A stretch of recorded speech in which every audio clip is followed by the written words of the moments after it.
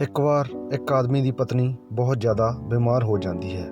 ਇੱਕ ਦਿਨ ਜਦੋਂ ਉਹਨੂੰ ਲੱਗਿਆ ਕਿ ਉਹ ਹੋਰ ਜ਼ਿਆਦਾ ਦਿਨਾਂ ਤੱਕ ਜਿਉਂਦੀ ਨਹੀਂ ਰਹਿ ਪਾਵੇਗੀ, ਤਾਂ ਉਸਨੇ ਆਪਣੇ ਪਤੀ ਨੂੰ ਕਿਹਾ ਕਿ ਮੈਂ ਤੈਨੂੰ ਬਹੁਤ ਪਿਆਰ ਕਰਦੀ ਹਾਂ, ਮੈਂ ਤੈਨੂੰ ਛੱਡ ਕੇ ਨਹੀਂ ਜਾਣਾ ਚਾਹੁੰਦੀ, ਪਰ ਮੈਨੂੰ ਜਾਣਾ ਪਵੇਗਾ। ਪਰ ਮੈਂ ਚਾਹੁੰਦੀ ਹਾਂ ਕਿ ਤੂੰ ਮੇਰੇ ਨਾਲ ਧੋਖਾ ਨਾ ਕਰੇ, ਇਸ ਲਈ ਤੈਨੂੰ ਮੇਰੀ ਅੰਤਿਮ ਇੱਛਾ ਮੰਨਣੀ ਪਵੇਗੀ।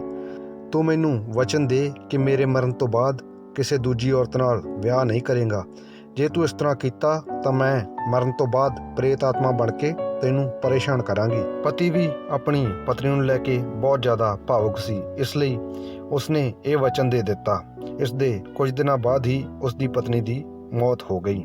ਪਤੀ ਨੇ ਕੁਝ ਮਹੀਨਿਆਂ ਤੱਕ ਆਪਣਾ ਵਾਅਦਾ ਨਿਭਾਇਆ ਵੀ। ਉਸਨੇ ਕਿਸੇ ਔਰਤ ਵੱਲ ਦੇਖਿਆ ਤੱਕ ਨਹੀਂ, ਨਾ ਹੀ ਕਿਸੇ ਔਰਤ ਨਾਲ ਗੱਲ ਕੀਤੀ। ਪਰ ਕੁਝ ਮਹੀਨਿਆਂ ਬਾਅਦ ਉਹ ਇੱਕ ਸੁੰਦਰ ਔਰਤ ਨੂੰ ਮਿਲਿਆ ਤੇ ਉਹਦੇ ਪਿਆਰ ਵਿੱਚ ਪੈ ਗਿਆ। ਉਹਨਾਂ ਦੋਹਾਂ ਨੇ ਜਲਦੀ ਹੀ ਵਿਆਹ ਕਰਨ ਲਈ ਸੋਚਿਆ।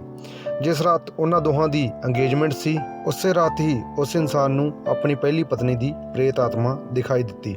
ਉਹ ਬਹੁਤ ਗੁੱਸੇ ਵਿੱਚ ਸੀ ਤੇ ਉਸ ਇਨਸਾਨ ਨੂੰ ਧੋਖਾ ਦੇਣ ਤੇ ਵਾਅਦਾ ਤੋੜਨ ਲਈ ਬੁਰਾ ਭਲਾ ਕਹਿਣ ਲੱਗੀ। ਉਸ ਤੋਂ ਬਾਅਦ ਉਹ ਇਨਸਾਨ ਨੂੰ ਰੋਜ਼ ਰਾਤ ਨੂੰ ਦਿਖਾਈ ਦੇਣ ਲੱਗੀ ਤੇ ਉਹ ਉਸ ਨੂੰ ਉਸ ਦਾ ਵਾਅਦਾ ਤੋੜਨ ਲਈ ਕੋਸਦੀ।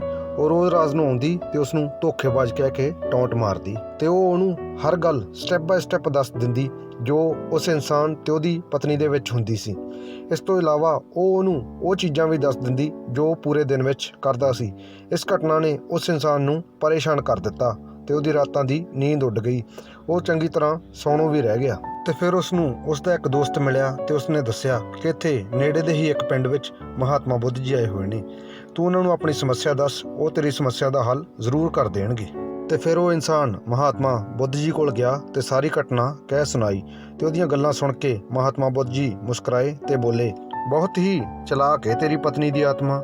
ਇਹ ਸੁਣ ਕੇ ਉਸ ਇਨਸਾਨ ਨੇ ਕਿਹਾ, ਹਾਂਜੀ ਬਿਲਕੁਲ, ਉਹਨੂੰ ਉਹ ਹਰ ਗੱਲ ਹਰ ਕੰਮ ਯਾਦ ਰਹਿੰਦਾ ਏ ਜੋ ਵੀ ਮੈਂ ਦਿਨ ਭਰ ਵਿੱਚ ਕਰਦਾ ਹਾਂ। ਤਾਂ ਬੁੱਧ ਜੀ ਨੇ ਕਿਹਾ ਕਿ ਤੈਨੂੰ ਆਪਣੀ ਪਤਨੀ ਦੀ ਪ੍ਰੇਤ ਆਤਮਾ ਦੀ ਤਾਰੀਫ ਕਰਨੀ ਚਾਹੀਦੀ ਏ, ਪਰ ਮੈਂ ਤੈਨੂੰ ਦੱਸਦਾ ਹਾਂ ਕਿ ਜਦੋਂ ਵੀ ਉਹ ਆਤਮਾ ਤੈਨੂੰ ਫਿਰ ਦਿਖਾਈ ਦੇਵੇ ਤਾਂ ਤੂੰ ਕੀ ਕਰਨਾ ਹੈ। ਬੁੱਧ ਜੀ ਨੇ ਸਾਰੀ ਗੱਲ ਉਸ ਇਨਸਾਨ ਨੂੰ ਸਮਝਾ ਦਿੱਤੀ। ਤਾਂ ਫਿਰ ਉਸ ਇਨਸਾਨ ਨੇ ਮਹਾਤਮਾ ਬੁੱਧ ਜੀ ਨੂੰ ਪ੍ਰਣਾਮ ਕੀਤਾ ਤੇ ਆਪਣੇ ਘਰ ਆ ਗਿਆ। ਉਸ ਰਾਤ ਨੂੰ ਉਸ ਆਦਮੀ ਨੂੰ ਆਪਣੀ ਪਹਿਲੀ ਪਤਨੀ ਦੀ ਪ੍ਰੇਤ ਆਤਮਾ ਫਿਰ ਦਿਖਾਈ ਦਿੱਤੀ। ਪਹਿਲਾਂ ਤਾਂ ਉਸਨੇ ਆਪਣੇ ਪਤੀ ਨੂੰ ਧੋਖੇਬਾਜ਼ ਕਹਿ ਕੇ ਟੌਂਟ ਮਾਰਿਆ ਤੇ ਫਿਰ ਉਸਨੂੰ ਦੱਸਿਆ ਕਿ ਤੂੰ ਅੱਜ ਇੱਕ ਸੰਨਿਆਸੀ ਨੂੰ ਮਿਲਣ ਗਿਆ ਸੀ। ਤੇ ਫਿਰ ਉਸ ਇਨਸਾਨ ਨੇ ਪ੍ਰੇਤ ਆਤਮਾ ਦੀ ਤਾਰੀਫ ਕਰਦੇ ਹੋਏ ਕਿਹਾ ਕਿ ਤੂੰ ਇੱਕ ਬਹੁਤ ਹੀ ਬੁੱਧੀਮਾਨ ਪ੍ਰੇਤ ਆਤਮਾ ਏ, ਤੂੰ ਤਾਂ ਸਭ ਜਾਣਦੀ ਏ, ਭਲਾ ਤੇਰੇ ਤੋਂ ਕਿੱਥੇ ਕੁਝ ਲੁਕਾਇਆ ਜਾ ਸਕਦਾ ਹੈ। ਉਸਨੇ ਉਸ ਆਤਮਾ ਨੂੰ ਚੈਲੰਜ ਕਰਦੇ ਹੋਏ ਕਿਹਾ ਕਿ ਤੂੰ ਇੱਕ ਬੁੱਧੀਮਾਨ ਪ੍ਰੇਤ ਆਤਮਾ ਏ, ਇਸ ਲਈ ਮੇਰੇ ਇੱਕ ਸਵਾਲ ਦਾ ਜਵਾਬ ਦੇ। ਜੇ ਤੂੰ ਮੇਰੇ ਸਵਾਲ ਦਾ ਜਵਾਬ ਸਹੀ ਦੇ ਦਿੱਤਾ ਤਾਂ ਮੈਂ ਤੇਰੇ ਨਾਲ ਵਾਅਦਾ ਕਰਦਾ ਹਾਂ ਕਿ ਮੈਂ ਆਪਣੀ ਮੰਗਣੀ ਤੋੜ ਦੇਵਾਂਗਾ ਤੇ ਪੂਰੀ ਜ਼ਿੰਦਗੀ ਇਕੱਲਾ ਹੀ ਰਵਾਂਗਾ।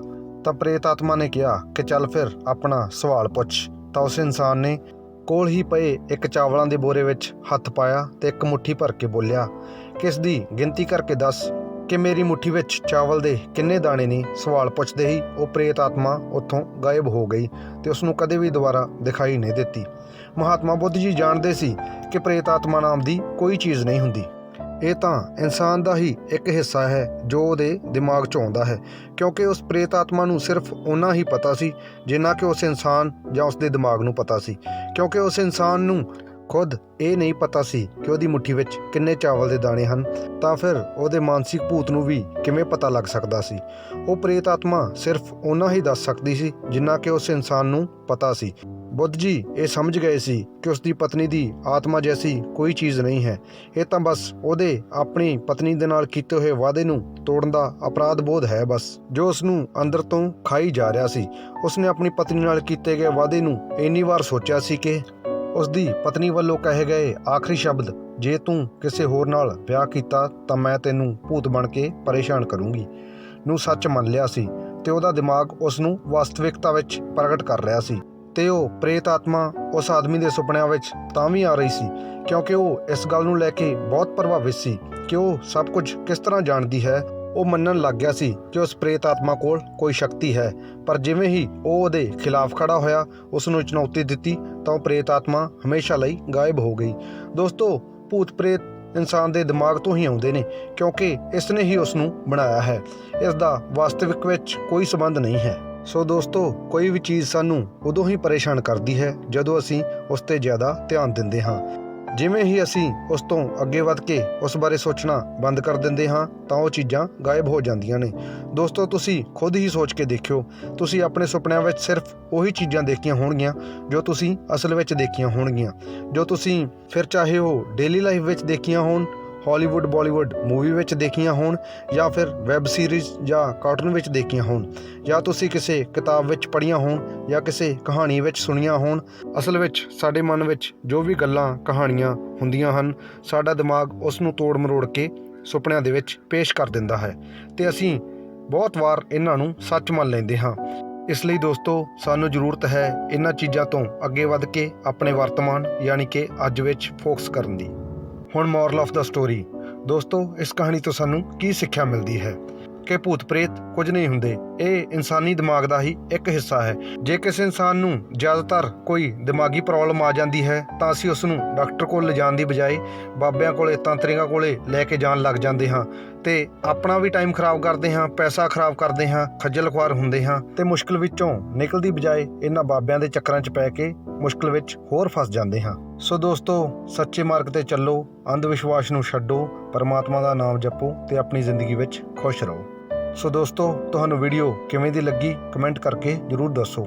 ਜੇ ਵਧੀਆ ਲੱਗੀ ਤਾਂ ਅੱਗੇ ਸ਼ੇਅਰ ਵੀ ਜ਼ਰੂਰ ਕਰੋ ਅਤੇ ਜੇ ਚੈਨਲ 'ਤੇ ਨਵੇਂ ਹੋ ਤਾਂ ਚੈਨਲ ਨੂੰ ਸਬਸਕ੍ਰਾਈਬ ਵੀ ਜ਼ਰੂਰ ਕਰੋ। ਜਲਦੀ ਮਿਲਦੇ ਹਾਂ ਇੱਕ ਨਵੀਂ ਮੋਟੀਵੇਸ਼ਨਲ ਵੀਡੀਓ ਨਾਲ। ਆਪਣਾ ਖਿਆਲ ਰੱਖਿਓ। ਧੰਨਵਾਦ।